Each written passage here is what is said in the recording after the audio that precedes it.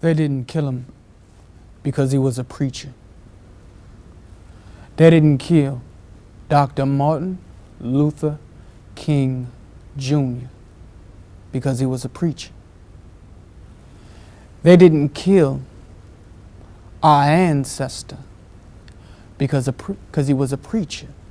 They killed our ancestor because he was a teacher. And in his last years, Dr. King gave a lecture many confused with a speech. His objective was to teach his class, not his audience, but his class, who the other America was. Dr. King taught that we were as a nation divided by the American dream itself. Dr. King taught that while there were many that were in possession or pursuit of an American dream, there was also another population of people that were living, in his words, a nightmare.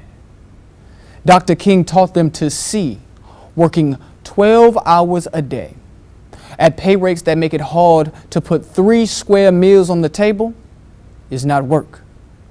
That, he taught, was servitude. Dr. King spoke about those of us who experience predatory policing to a population that had only saw the police as allies. In the same way, we now need someone to speak about the emergence of predatory lending. Dr. King talked about the predatory media and how it preys on our fears and extorts our insecurities by spreading more and more lies with each nightly broadcast.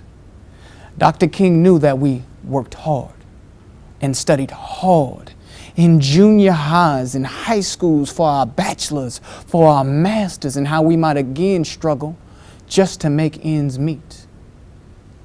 But in his lecture on the other America, Dr. King did not say minorities. Dr. King made no mention of Latinos or women. Dr. King said nothing of the refugees from the then war-torn nation of Vietnam. Dr. King said black folks were the largest group within the other America. He wanted to strip down that political language and demographic jargon so this large group of white folks gathered to hear him speak at Stanford University knew exactly who and what he was talking about. And he did a good job. And it is as clear now as it was then. America will wage war on the poverty of its poor white citizens, especially in areas like Virginia back in Dr. King's era.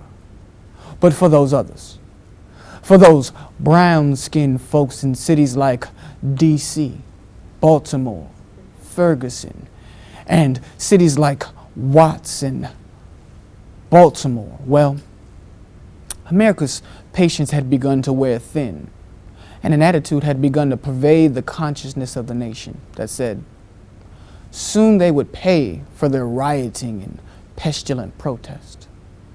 And henceforth, there was an understanding.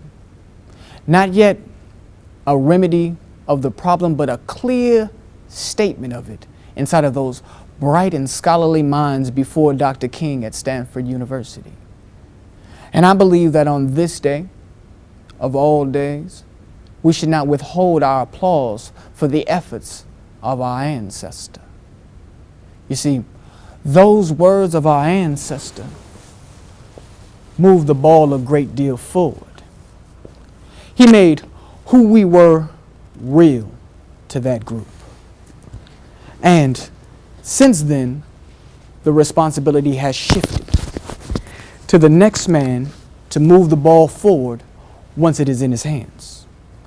But to repeat the same message to the same people is not now and was not then moving the ball forward. So when Kwame Ture, aka Stokely Carmichael, spoke to a group of Ghanaians, those are the citizens of the first liberated African nation since colonial slavery. When Stokely Carmichael spoke to that group of Ghanaians, once again, those are West Africans, our brothers and sisters who happen not to have been colonized by Englishmen but by the French, and so they spoke French. When Stokely Carmichael said, "Si un homme blanc veut me lâcher, c'est son problème. S'il a de pouvoir de me lâcher, c'est mon problème. Le racisme n'est pas une question d'attitude, c'est une question de pouvoir." Which meant, if a white man wants to lynch me, that's his problem. But if he has the power to lynch me, that's my problem. Racism, Stokely Carmichael said, is not a question of attitude. It is a question of power. With those words, Brother Ture gave a voice to Martin's Other America. For the Ghanaians he spoke with, he animated those stoic creatures off in far-off America. But for us here, in cities like D.C. and Baltimore, and especially right here in the city of South Bend, it restored our responsibility and made it clear that soon blacks would seek the power to fight back. It made it clear that America's guilt was its own, and that her pains of shame were not our concern. It made it clear that our primary focus was to strengthen ourselves so that oppression would be scared to enter our children's classrooms. It made it so that racism might find itself choked until its last breath and it dies on the streets. And so that it is us who break the back of this system of economic enslavement. But until then, they can write it into their hiring policies. They can sign it into law. They can print oppression in bold letters as the headlines of their newspapers.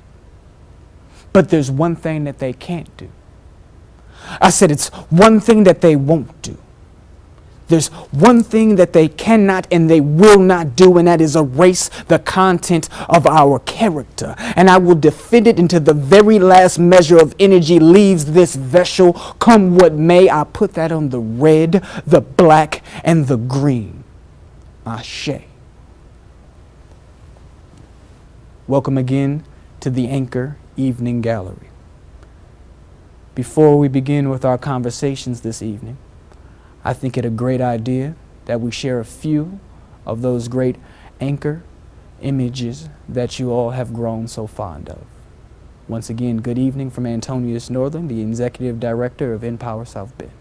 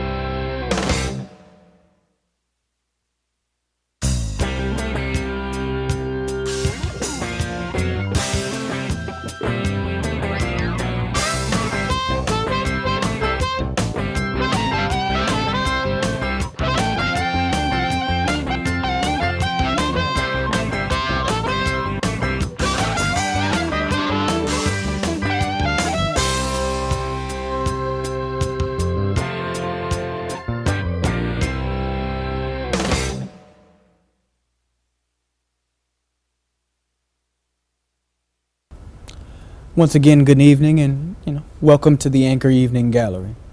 Those images that you were taking a look at are of none other than Jean-Michel Basquiat, one of those wonderful artists that we've had the honor and privilege of taking a look at over these first couple of days of February. I hope that everyone is having a great and awakening experience throughout these days of February as the folks of the city of South Bend celebrate the Black History Month and all that it entails.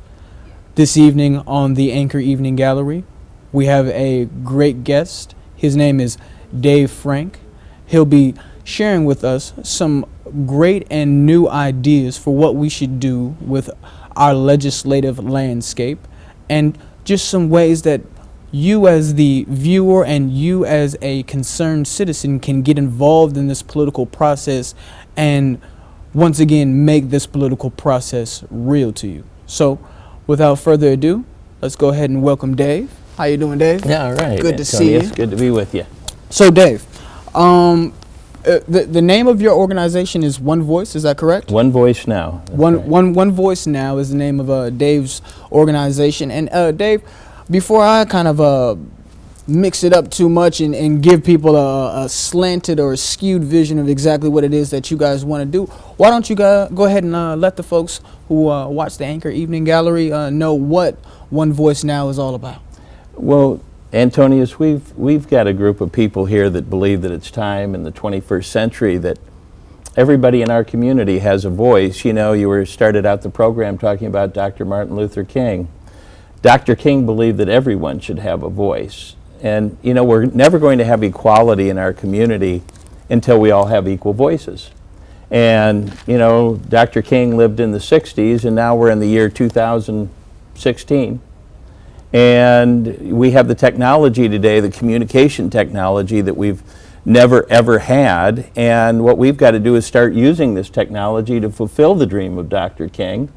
And, you know, I think people are awakening to the political process. I think they're starting to realize that, you know, just because you go down every year or two and vote for somebody, it doesn't mean in the 21st century that you really have a voice. And my goal is, I've been an activist for 25 years, and I was honored. I won the Dr. Martin Luther King Award here in this community because of a plan that does fulfill the dream of Dr. King. You know, we have the technology now where we have the food channel, the travel channel, the sports channel. We have all these different channels, but we don't have the most important channel. And what we want to do is we want to use our local public broadcasting station as our local issues TV, radio, and internet channel, so that people in the community, when they have ideas to make education better, environment, taxation, whatever it is, you can present your ideas directly to the community over the TV, the radio, and the internet. We want people to be educated on these issues, so we'll have a debate on these different issues, these different ideas, and we'll present that to the community over our TV, radio, and internet, and then we'll let people vote. You know, we're voting on American Idol, we vote on Dancing with the Stars, CNN. Sure, yeah. So you'll be able to vote with any touch-tone phone. Your call will go into a community database that will have your ID number and PIN number, ask you what issue number you'd like to vote on, press 1 for yes, 2 for no, count your vote, block you out from voting more than once, and we can now have decisions made by the people. Let me ask you a question. For those folks who are involved in the political process now, those folks who go out and vote once every 2 years, 4 years, whatever the case may be, how's this process? Because I think a lot of folks feel disenfranchised from the electoral process, and a lot of them think that their wishes and their hopes for what their community might be are not actually something that they might be able to realize. So what about your plan kind of makes that idea or that chance a little bit more viable or realistic? So like if I'm the guy who wants to vote, how do I know that if I switch over to this One Voice Now option that, you know, I actually get a chance to have my thoughts and my views heard? Well, you know, the way it works now is you go down every 2 to 4 years and you vote for somebody. And I mean, I'm 67 years old now. I've never been asked my opinion on any issue, so I really have no representation. I have no voice. And we now have the technology to allow, you know, your views on there are people out here that do have ideas to make our education system better. There are people that do have ideas to make our environment better, a better tax system, whatever it is. And you'll be able to present your ideas directly to the community. We sit back and we allow the politicians to do our thinking for us. And I think we're all starting to learn that unless they communicate with us, they really aren't representing us. I think they've tricked us. Okay. Because constitutionally, what those 9 people on the city council are supposed to be is representatives. And they're getting, on our city council, they get about $1,700 a month, and they're making decisions on their own. Well, they're being paid really to put their views on these different issues aside, and what they should be doing is coming out in the community, knocking on our doors, and presenting these ideas, these different issues that are before them, directly to the community so that they can get a general consensus as to how we feel. Unfortunately, they haven't done that. Unfortunately, the people in our community are disenfranchised because they don't have a voice and they have no representation. So you spoke to a number of issues there, Dave, and I'm gonna kind of try to make this as much of a dialogue as I possibly can, but I also want to make sure that you're able to get your thoughts out clearly. Sure. So I do greatly appreciate the fact that you were able to share that. But let me ask you some key questions. Okay. So looking at your plan, could you tell me one way in which we could implement this plan, and then could you tell me one way in which we might have an obstacle or a hurdle to overcome in order to make this plan a reality, so we can get kind of a fair and balanced view on what your plan is and what you plan to do as a roadmap? Well, let me take the second question first. And implementing it, our community, the direction of our community is basically being decided by a mayor and 9 people on a city council. For whatever reason, they don't want this to happen in our community. It seems as though as soon as they win an election, all of a sudden, the transparency and accountability and accessibility that they go out and sell to the community when they're running for office, as soon as they get in office, that goes away. We've asked our local political body for $600,000 to start building the infrastructure within WNIT, our public broadcasting station. What we want to do is we want to use public broadcasting to actually broadcast the public, which is sort of a unique idea. And but they're fighting it. They don't want this to happen. They're doing everything they can. Over the last 25 years, I've talked to every political person in our community, or tried to talk to them. Mm-hmm. I've tried to get in touch with the mayor over the last 4 years, even though I've won the Dr. Martin Luther King Award here and the Logan Center Community Service Award. He still won't talk to me, and he ran on transparency and accountability. So with a guy like that standing in your way, I guess that I'm kind of re-echoing that same question again. Sure. What is it that you can do with regard to, because here, let me give you this and kind of clear path in a sense. Right. So Dr. King is a very, very good example of a guy who had a plan, who wanted to try to implement it. One of the things that Dr. King was working very, very hard on was voting rights. Right. And basically, he didn't necessarily ask for a new piece of infrastructure, but what Dr. King was basically saying is just, make that path clear so that the African American vote can actually be had, and so that folks can cast ballots, and very similar to your initiative. Now, one of the issues that Dr. King had, and I think I'm not sure that you're going to run into this obstacle in the same essence as Dr. King would, but I'm sure that you will still run into the same level of opposition. For Dr. King, he was arrested over 200 times throughout his political career. So my question to you is when you attempt to implement this plan, what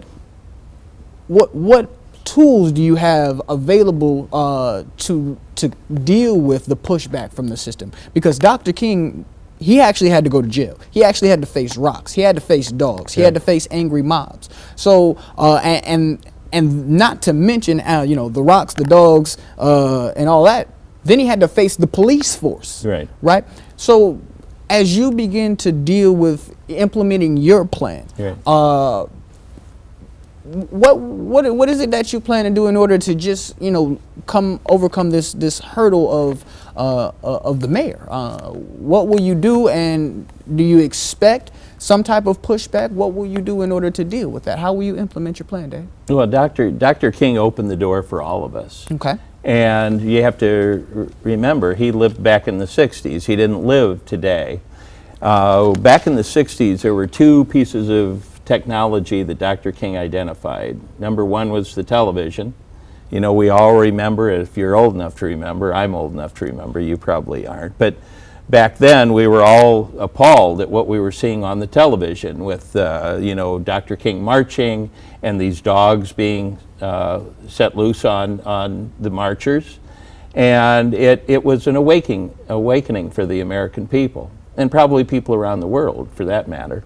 And the other piece of technology that Dr. King recognized was the phone. That's what was used when Kennedy picked up the phone and called the National Guard to do something about this unfairness that was really happening down south at the time. So he identified that. He's opened the door for us, and we have to realize, and what he did was he got a groundswell going. And it wasn't just the black people that were standing up against the unfairness, it was all people that were standing up. Obviously, there were some that were unhappy about that situation. But today what we need is a groundswell too, and the best thing that I can relate to probably is a guy by the name of Ross Perot, who ran for office back in 1990. And Ross Perot was on Larry King Live, and he was on Larry King Live because he was a billionaire. I was doing a radio program at the time called Stand Up America, and I was saying basically the same thing Ross Perot was saying.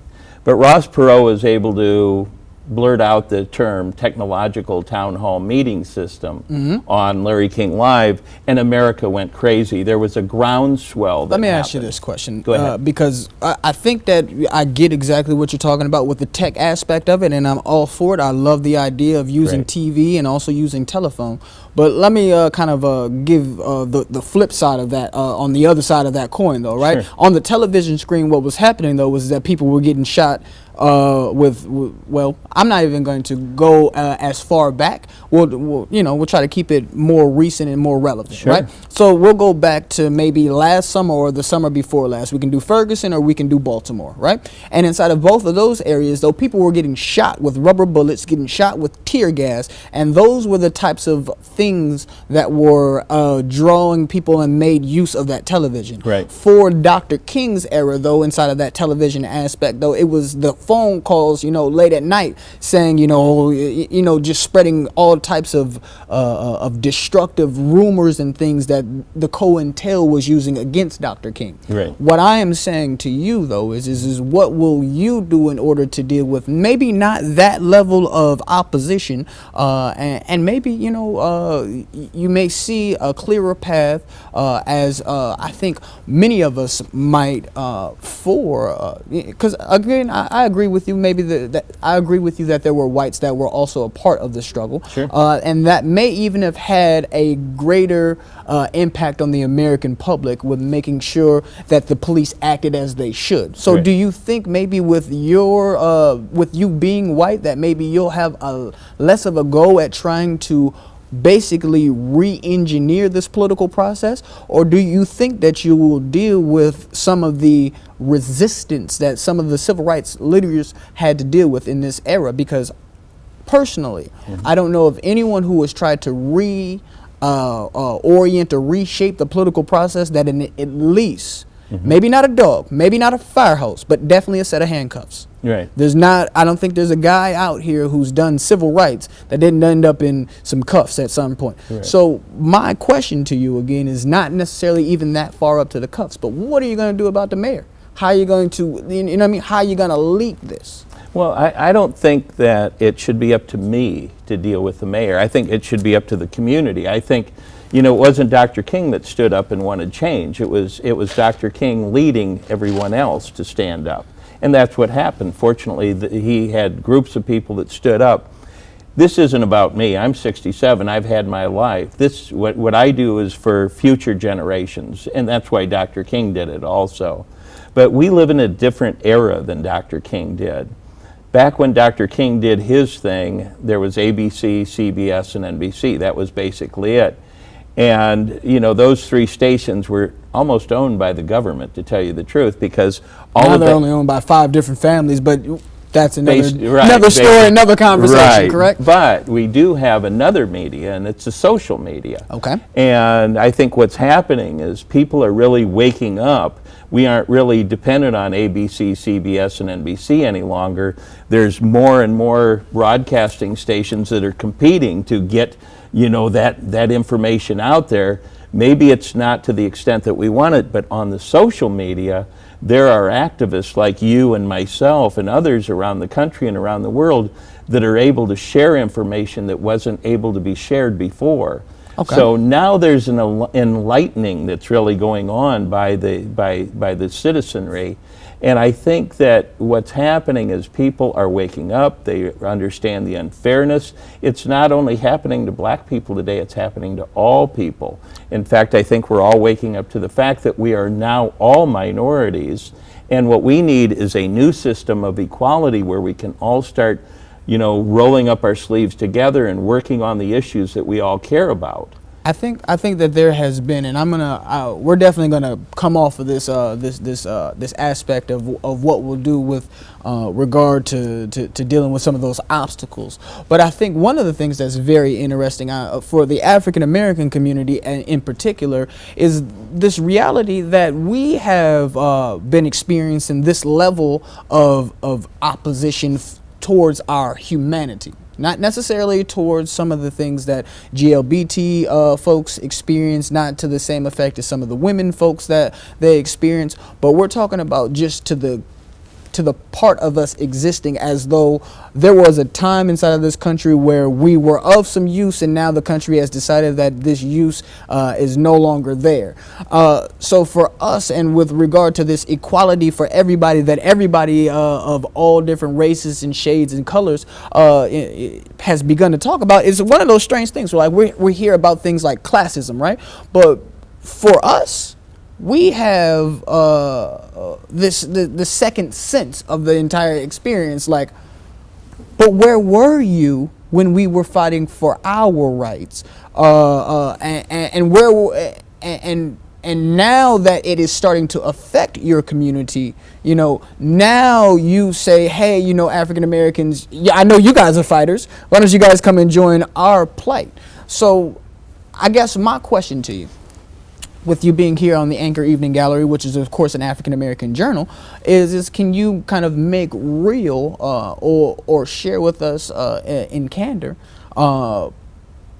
why you think that the African American population would want to team up and join forces with you guys, if we have any sense of the history of how these movements have looked? Because guys like you used to beat up on guys like me, right? And then when the system started to grow in size and magnitude, it became a situation where an average white guy couldn't beat the system either, and the system wasn't really affording them very many benefits. So how do you come across the table and begin to try to kind of create that relationship?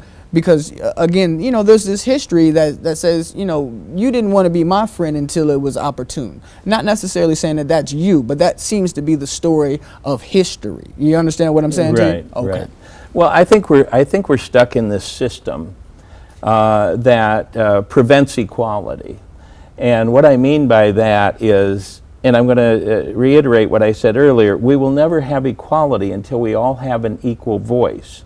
We are stuck in a 240-year-old system where we have 9 people downtown on the city council that have a voice, but 100,000 people in South Bend don't. You have a 30-year-old mayor that's spending $320 million a year of our money, but we aren't. We aren't involved in that. So there's no equality in the system. That's why you have to transform an unequal system into a system of equality, and that's what technology allows to happen.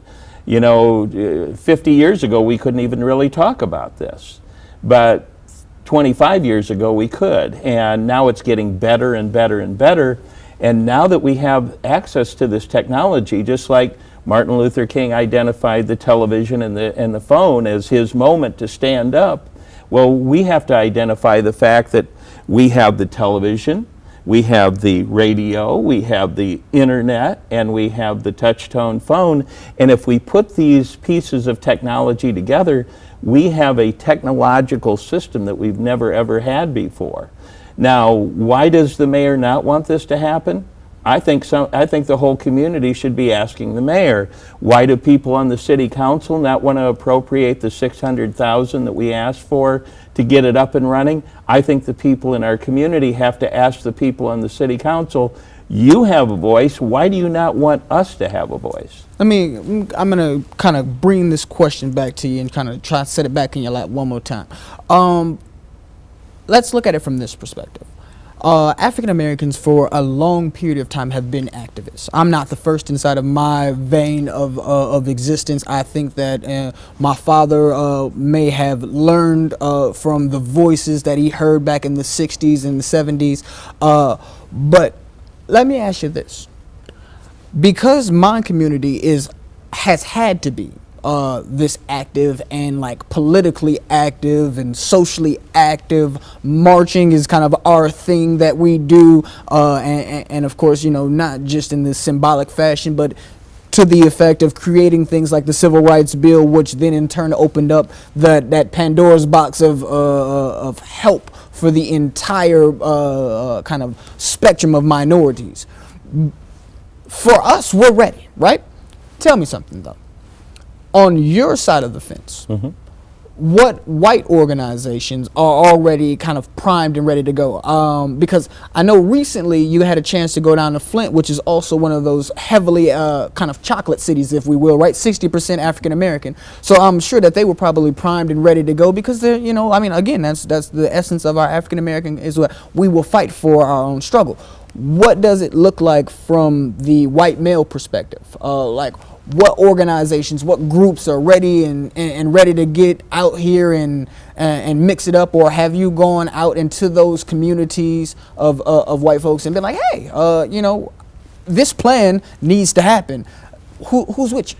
Yeah, I've got to be honest with you. I think there is a difference between white people and black people, and I think the biggest difference is that black people are smart enough to stay together, to stick together. And I think that's a real... it's a requirement. If we and not to say that we always have, but to say that when it comes time, it's a mutual threat. And because it's a mutual threat, we all have to respond communally. Right. I totally agree. But still, what about those white organizations that are right there in the way? I think you made mention of one white organization. It's not a white male organization, of course, because I think we're looking at inside of our country that, what are we about? I think we're like about 85% white women that teach, but the teachers union, you said, might be... I think they're very frustrated. I think they're tired of seeing the people at the top of the administration making nice big checks, and the people that are doing the heavy lifting are getting crumbs. My wife, for example, she's been with the South Bend School Corporation for 16 years, and she makes no money, and compared to the people at the top. But anyway, let me say this. That I think that if you look back in history, people like Moses stood up and he said, hey, you know what's going on is wrong, and he led people out of slavery. People like Jesus stood up. He denounced the greedy, hypocritic hierarchy, and he said it's time that we change the way we do things. So there have been people, you know, in the Jewish religion, let's say, that have been standing up and denouncing the greedy, hypocritic hierarchy for a long time. Politics in history and today has a bad reputation. Remember, it was the political machine that killed Jesus Christ several thousand years ago. It wasn't the people, it was the political machine. And it's that same political machine today that made the decision in Flint that have caused so much heartache and disaster. And we have to start to look at the political machine for what it really is. It's a small group of people making decisions to benefit themselves and not the people. The opposite of that is the people making decisions to benefit themselves. You know, it's great that you would make mention of kind of those biblical references and Jesus and those things, because I'm always trying to educate my fellow African Americans just about, you know, that biblical history and what was going on inside of those different sections and groups. And one of the things that really registers to me is that, you know, there is this Jewish population. As a matter of fact, you were saying that, you know, your ancestry is Jewish, right? Absolutely. Yeah. And so one of the things that is really amazing about kind of history and how it teaches you lessons, and again, I'm not putting you inside of these boxes. This is just the history aspect of it, okay? So one of the things is that it's really tough for anyone to say that Jews didn't have a hard go of it, okay? They definitely did, but then they had their persecution in Russia. They had their persecution in Europe, and what then happened was I think to a great benefit of many Jewish families, maybe some might say some Jewish families, but many Jewish families, was the institution of slavery and also the manufacturing aspect of it. So one of the things that is really fun to investigate, right, is you always got to look at this thing from two different sides.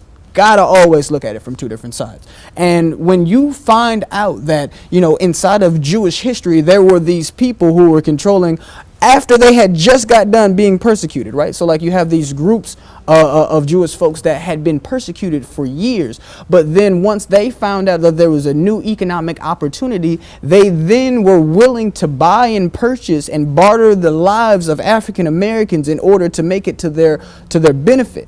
And we saw kind of this exact same replica of the system where African Americans were basically became the food of that group. So I guess my thing is that when we deal with some of the Bible language, when we deal with some of these stories, we always have to be fully aware of both sides of that conversation, because it can take you someplace emotionally that may not be there when it comes time for defensively and in order to get you to the places that you need to be. So just, you know, I guess not just to you, Dave, but also to the viewers out there is make sure that you are keenly aware of the history behind these organizations, because even with Jesus's story, I mean, we hear some very, very tough things coming out of that biblical story that, you know, we may not want to ascribe to, considering, you know where the Hebrews were in bondage and all that good stuff. We won't go too far into it.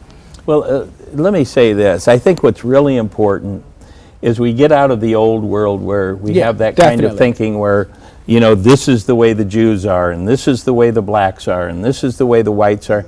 I think we have to get away from that, because I think the reality is that all Jews aren't the same, and all blacks aren't the same, and all women are not the same, and Hispanics, and so on and so forth. And what this does is it allows us as individuals to participate in the system, because when you vote on an issue, you're not black, white, Christian, Jew, you're a person.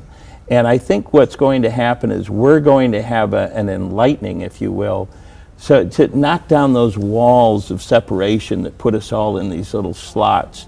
And that's what's exciting about the technology. And I can't wait to see what both populations are ready and willing to do in order to make sure that not only this One Voice Now plan happens, but that the reality that African Americans, as well as these poor and impoverished white folks, have the opportunity to have a real political voice.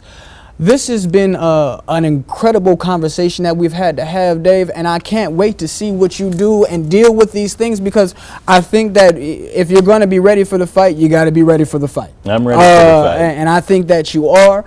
You folks, I greatly appreciate you tuning in to another installment of the Anchor Evening Gallery. I hope that you guys are enjoying not only the images, but the incredible conversations that are happening inside of Michiana's African American Journal, the Anchor. If at all possible, what I'd like for you guys to do is to take a look at one article inside of volume, I believe, no, it's actually issue 18. And the articles are called Oil Money 1 and Oil Money 2, where we explore some of the African American dependence on outside demand from other communities.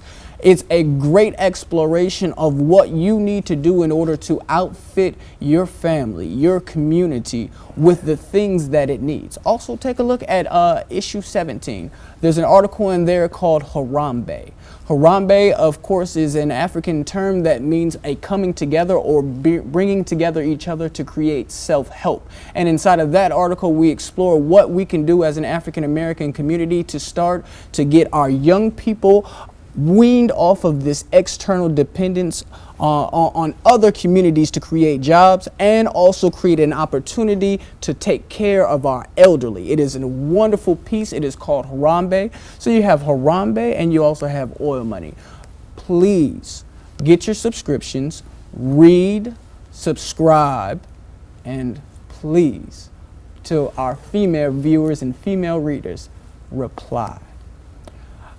We're going to go ahead with a couple of more photos. Once again, thank you for tuning in to the Anchor Evening Gallery.